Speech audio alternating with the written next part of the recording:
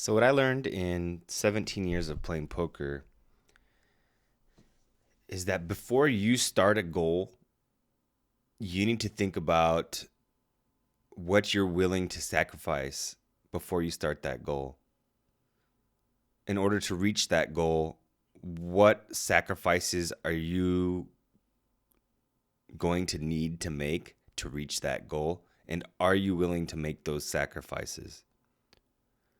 So, in my example, I wanted to make a lot of money playing poker, but I didn't realize that in order to reach that goal, I needed to give up a lot of things that I also enjoyed.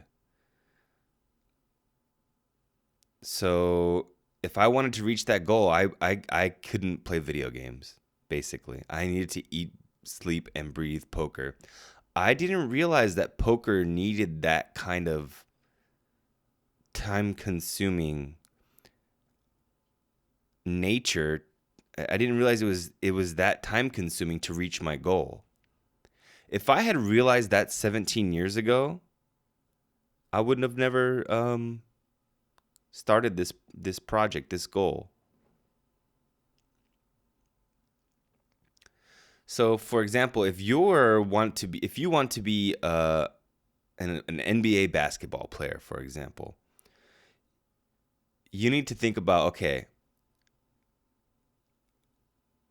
am I willing to give up X, Y, and Z? Like, first, you need to actually think about, okay, what's the time dedication needed to reach my goal? If you're 7 foot tall and just built like Dwight Howard or Shaquille O'Neal, you're gonna need a lot less time commitment, and which means you're gonna have to sacrifice less things. Okay, and so you just think about, okay, am I willing to sacrifice X, Y, and Z to meet my goal? If the answer is yes, then go for it. If the answer is no, then find something else. Now, if you're 6 foot tall, like for example, Steve Nash had to work a lot harder than Shaquille O'Neal did.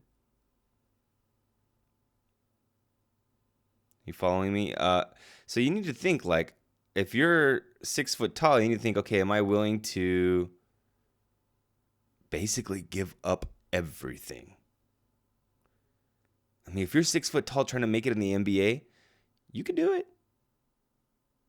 You can do it if you set your mind to it. But it's really going to require you to you're not going to be able to have a girlfriend. You're not going to be able to have many friends. I mean, you can have a girlfriend and friends, but you're not going to be able to spend almost any time with them. You're going to have to eat, sleep, and breathe basketball if you're 6 foot tall and want to make it in the NBA. More or less. Unless you have this just natural ability to be a sharpshooter or something. So here's what you need to do. A. Think about and estimate what level of time commitment it's going to take to reach your goal. So you're going to have to really analyze this. You're going to have to think about, okay, like again, in our basketball example, okay, I'm 6'4". I'm looking at other 6'4" players that have reached that potential, and kind of look at their background and compare it to mine, and just try to compare as well as you can to them, and try to estimate, or if you can somehow ask them what the time commitment, or just research it, and see what that time commitment is. There's only 24 hours in a day, and you're sleeping 8 of them, so you need to estimate that. See what the time commitment is. That's A. See what the time commitment is.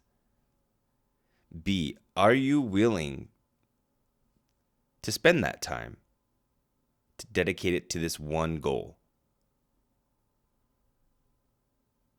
Does that reach your goal? Does that time commitment reach your goal? And are you willing to spend that time doing it? If the answer is yes, then you think about all the other things that you love in life, and if you're willing to get rid of those, or if you have enough time to still do them. And how much do they conflict? Like, if you like smoking weed and fucking cigarettes, I mean, yeah, you got time to do them, but you can't do if you want to reach your goal, you can't do them. Are you willing to sacrifice those? I mean, if you meet all these requirements, then I don't see what else you have to worry about. Now, the only problem is, consistency. Are you still going to feel this way and this passionate years from now? Who knows? That I can't help you with. I mean, I was pretty passionate. Pretty passionate about like one competitive endeavor. I mean, I played basketball my whole life, and I still love it. So, and I played poker for 17 years. I still liked it at the end. Um, Video games, it's like I've never got tired of them.